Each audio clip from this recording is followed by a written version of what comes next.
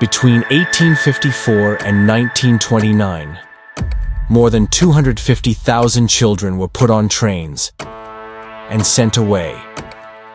They were called street rats, throwaways, orphans. America called it charity. The children, they called it abandonment. This is the story of the orphan trains, a forgotten chapter in U.S. history where children were shipped across the country like packages, handed off to strangers at railway stations. Some found love, others found chains, fists, and graves. But what led to such a desperate solution? And why did so many never come back?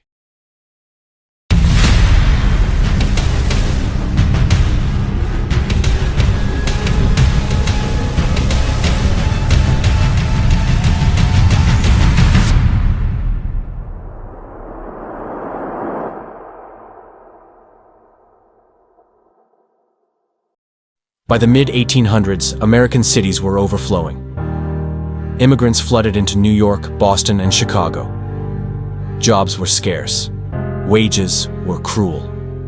Disease, crime, and filth filled every alley. And in the gutters were the children. Tens of thousands of orphans, runaways, and children abandoned by parents who couldn't feed them. They slept in doorways, picked pockets to eat, sold newspapers barefoot in the snow. 5-year-olds with no shoes, 10-year-olds with no family. Some were orphaned by war or cholera. Others simply unwanted. Police called them urchins. Society called them degenerates. But one man called them a mission. In 1853, a Protestant minister named Charles Loring Brace walked the slums of New York and saw more than filth. He saw lost potential. He believed poverty bred crime, but that the children could be saved. So he founded the Children's Aid Society and proposed a radical solution. Get them out, away from the cities, away from crime. Send them to the heartland, to farms, to fresh air, to God-fearing families. It became the Orphan Train movement.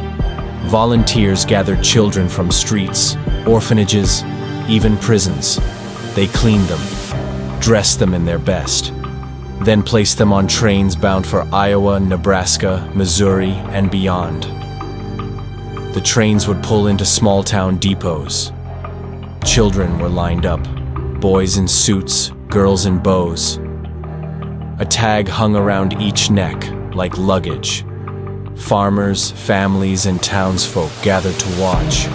Some came with open hearts, others came for free labor. There was no background check, no paperwork. If you wanted a child, you took one. Boys were examined like colts, muscles squeezed, teeth checked. Girls were praised for their obedience. Some children were chosen quickly, others stood waiting for hours. One girl recalled being told, "No one wants a sick one." If no one claimed them, they got back in the train to try again at the next stop. Some were lucky. They found kind homes, parents who gave them new names, warm meals, schooling, love. Others found servitude. Boys worked dawn till dark, beaten for resting. Girls became live-in maids at 10 years old. Some were abused, some ran away, some disappeared entirely. Records were poorly kept. Many never saw their siblings again. Letters home, if allowed, were censored or burned.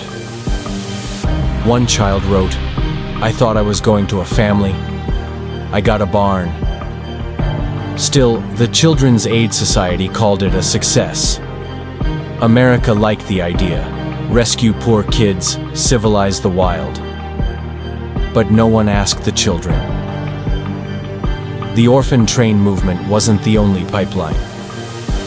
Catholic orphanages, Nunneries and missions sent children west too.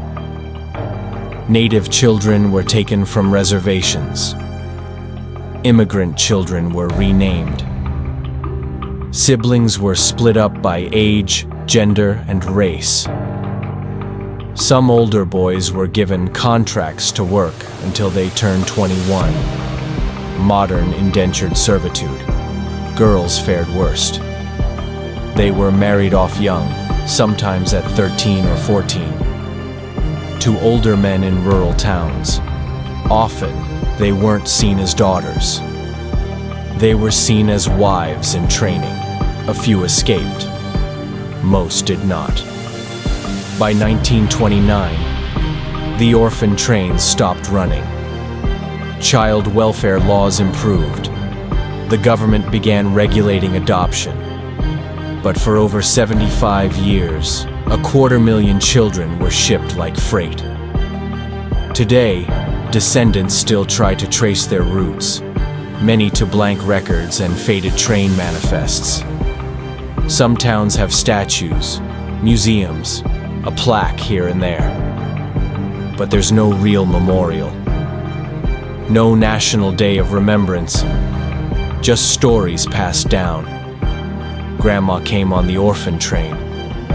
My great-uncle was never heard from again. My mother had a tag around her neck. History doesn't always come with a warning. Sometimes it rides the rails, wears a bow, carries a name that's not its own. The orphan trains weren't evil, but they weren't salvation either. They were desperation, dressed as hope. They were America's answer to a question it didn't want to face. What do we do with children no one wants? If you believe stories like these deserve to be told, share this. Remember them. The lost children of the orphan trains. Until next time, stay curious.